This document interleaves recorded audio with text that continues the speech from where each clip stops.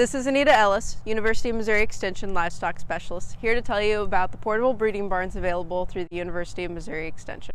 For some beef producers, the biggest obstacle to carry out a timed AI program can be facilities. Maybe you don't have the best chute or head gate, you don't have cover from rain or wind, or the process is just too slow when working animals one at a time.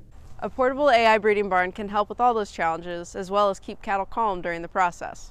Most of the portable AI barns are two-stall barns. If speed is a priority, you can have two technicians working simultaneously, with a third person thawing semen and preparing AI catheters. Cows enter the barn through a sliding back door and are directed to one stall or the other using a swinging middle gate. After the cow enters, pulling a cable drops the barn to place behind the cow.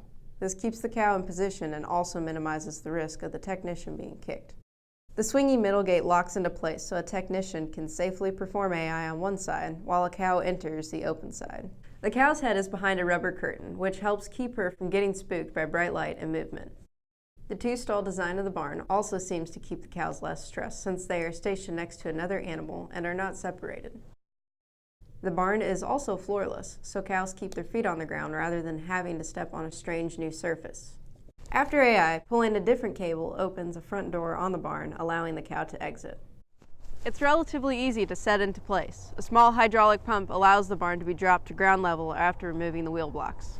When you are finished with the barn, just lift it back up, replace the wheel blocks, and you're ready to go. The barns are lightweight and can be easily towed, even with a half-ton pickup. There are over 10 portable breeding barns located throughout the state. Contact your local extension office to find out where the closest barn is in your region.